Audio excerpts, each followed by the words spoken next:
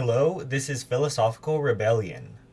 I just watched the full episode of Joe Rogan's interview with Dave Smith and Douglas Murray, and I wanted to comment on the video because it's really clear who won. And the comments are blowing up with criticisms of the way Douglas Murray was trying to say that people like Dave Smith are not allowed to have an opinion on American foreign policy because they aren't credentialed experts on the topic. And Douglas Murray kept using an Orwellian level of Big Brother type monitoring of what thoughts normal people are allowed to engage with, that he really just came across as a pro-censorship, pro-war spokesperson. And Dave Smith had an incredible amount of patience dealing with the way Douglas Murray presented himself.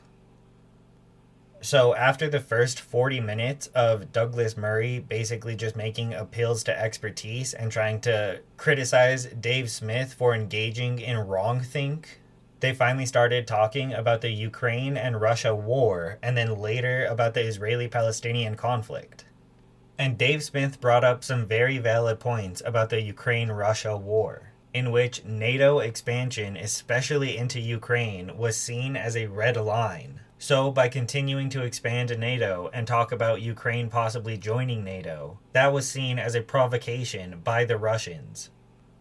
So you could be totally opposed to how Putin invaded Ukraine and how they've conducted their military operation since it began, but still have some honest engagement with the way that the West acted that helped to bring about this conflict. And they talked about the idea of strategic empathy, in which you try to place yourself in your opposition's shoes so that you view your own actions from their perspective. Because even if NATO was always supposed to be a defensive organization, expanding a Western military alliance up onto Russia's border had the exact opposite effect than bringing about peace.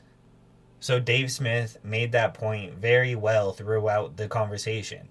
But then they got onto the Israeli-Palestinian conflict. And as much as Dave Smith continued to wipe the floor with Douglas Murray, he actually didn't go far enough in many of the discussions.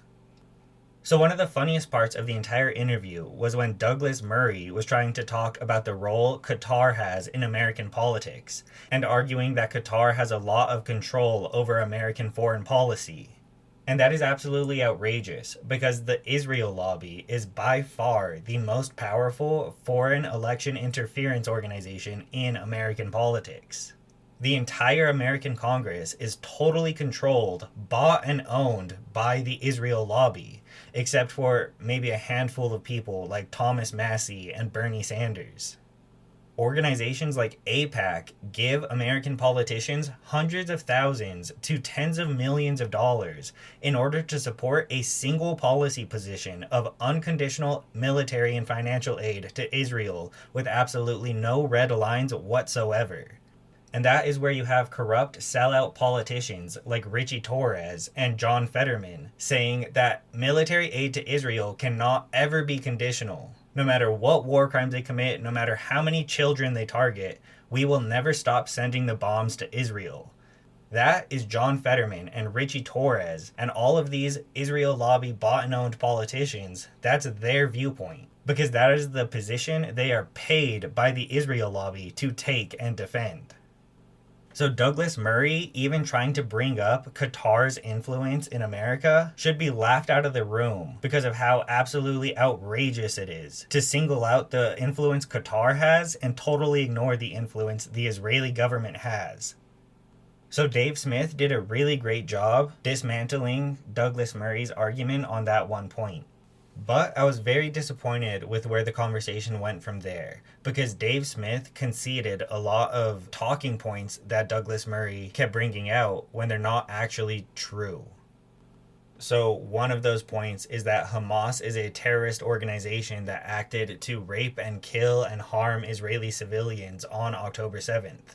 And he claimed that Hamas was founded on and is still focused on the total destruction of Jews, and that they act based on hatred of Jewish people. But none of that is remotely true. Hamas is a self-described Palestinian liberation movement fighting for the freedom of Palestinians from Israeli apartheid. It was the consensus of the world's leading human rights organizations that Israel was an apartheid state before October 7th. And the UN had warned many times that Israel's brutal apartheid occupation, with total impunity, was the main cause of recurring cycles of violence in the region. Benjamin Netanyahu came to power saying that he put an end to the Oslo Accords and that he would prevent the establishment of a Palestinian state. So by trying to rewrite history to say that the conflict began on October 7th, we are totally ignoring that the Israeli government has been 100% opposed to the peace process. They have been 100% opposed to the two-state solution. They have been completely and totally opposed to ending their apartheid occupation. And when Palestinians fought non-violently for political reform in the boycott, divestment, sanction movement, or in the Great March of Return, those movements were met with violent crackdowns by the Israeli government, where the IDF in the Great March of Return would shoot at unarmed civilians standing along the apartheid wall. So I do really wish that Dave Smith would have made the point that those who make peaceful revolution impossible make violent revolution inevitable. October 7th was the inevitable outcome of Benjamin Netanyahu's refusal to engage in the two-state solution and facilitate peaceful coexistence. The actual people who are unwilling to lay down their arms and live in peace and harmony with their neighbors are the Israeli government and the Israeli society who has been enacting an apartheid occupation. And I don't feel that Dave Smith nor Joe Rogan made that point. And then the next point is whether or not Israel has been acting with the intent to target Hamas and military objectives versus widespread indiscriminate damage among the entire civilian population. And in that sense, it should have been so easy to argue against what Douglas Murray was saying. But he was able to spread totally debunked propaganda, like that the El Shifa hospital was used as a military headquarters. That was disproven, where they were caught in real time planting evidence. Or they would just have hilarious propaganda, like pulling out an AK-47 from behind an MRI machine. They would try to pull out a metal gun from right behind a giant magnet, pretending that that was proof that Hamas was using the hospital as a military base. Just like the lowest level of stupid propaganda, and Douglas Murray was still able to spread it as if it were true. But Douglas Murray went further than that and said that every third house in Gaza was a military hub with weapon stashes that Hamas used. And that Israel was very carefully moving house to house. And the reason there's so much destruction in Gaza is because that the Israeli military was setting off the booby traps that Hamas kept setting. And again, that's ridiculously stupid.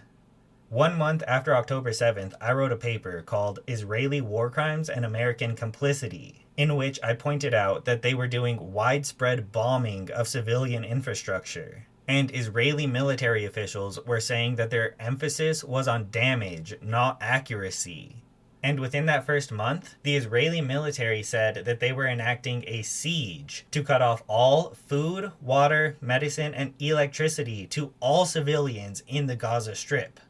So you cannot honestly, in good faith, say that Israel was ever targeting specific Hamas military targets when they enacted a total siege against all 2 million civilians while indiscriminately bombing civilian infrastructure.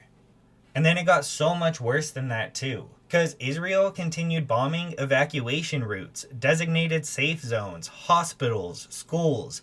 Israel killed hundreds of journalists, hundreds of humanitarian aid workers. They specifically targeted World Central Kitchen workers with airstrikes.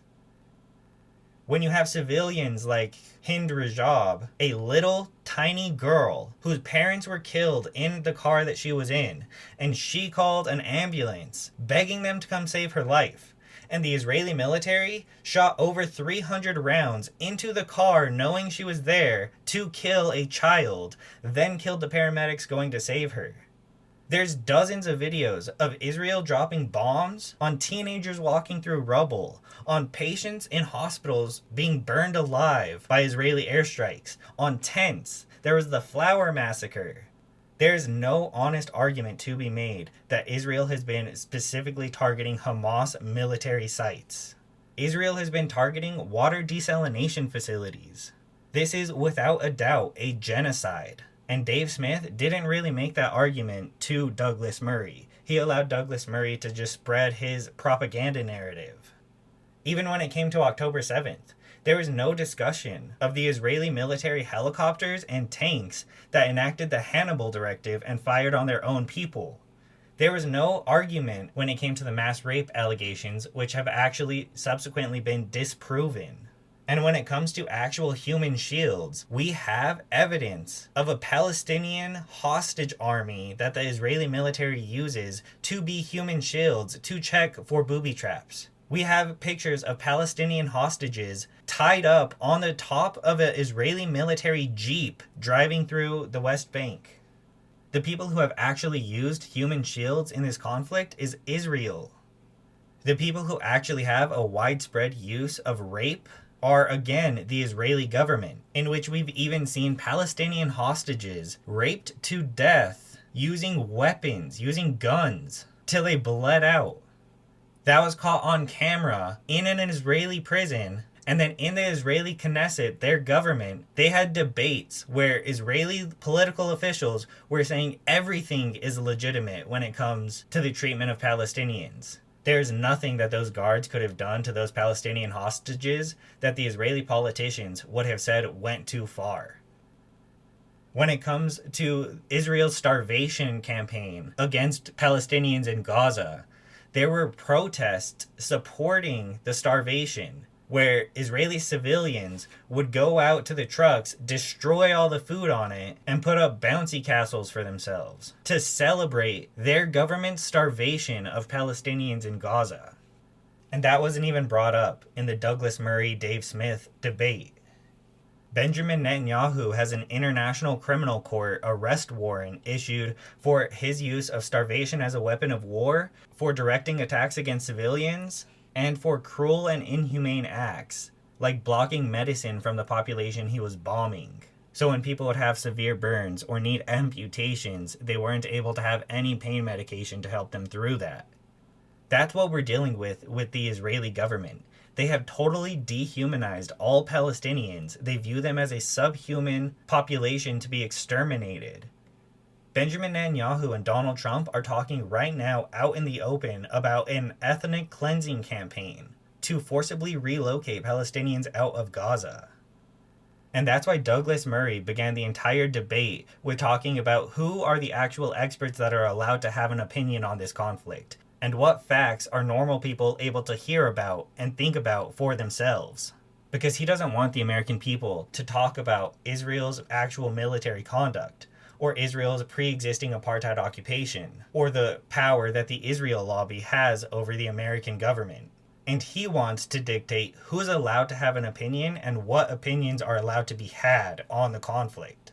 So over 40 minutes of that Joe Rogan episode was just discussing whether or not Dave Smith was allowed to have an opinion on the topic in the view of Douglas Murray. And that meant so much of the actual important stuff that needed to be talked about when it comes to the Israeli-Palestinian conflict was left out.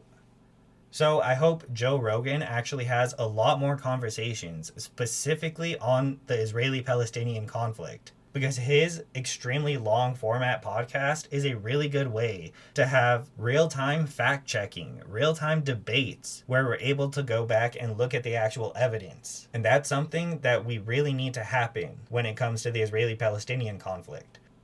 So I hope to see more guests like the previous head of Human Rights Watch, Ken Roth, or like Katie Helper. And I would love to see Joe Rogan host Crystal Ball and Kyle Kulinski to talk about the conflict. Or Ryan Grimm, who has a lot of on-the-ground primary sources in Gaza. Or at least he did before Israel assassinated the majority of them. And one last thing real quick. Douglas Murray kept saying that nobody is allowed to have a critical view of Israel unless they've been to Israel or Gaza and seen the conflict for themselves. And there's a reason he's been allowed to, because he's gone on the Israeli government's propaganda tour and spread their narrative. But if you're an American citizen like Rachel Corrie, or you're an American citizen like Shireen Abu Akleh, or all of the other American citizens who have been critical of Israel and gone to the region, you are very likely to be assassinated by the Israeli government. Shireen Abu Akleh, for example, was in full press gear, a press helmet, a press vest, clearly labeled far away from any militants, and the Israeli government, in a targeted shooting, shot her in the head. So even if you're an American, you're not able to go to that region because the Israeli government will find and kill you. So you don't need to be on the ground to be able to look and find the facts and form an opinion for yourself on the conflict. And the people who are telling you otherwise are liars trying to protect a failing narrative.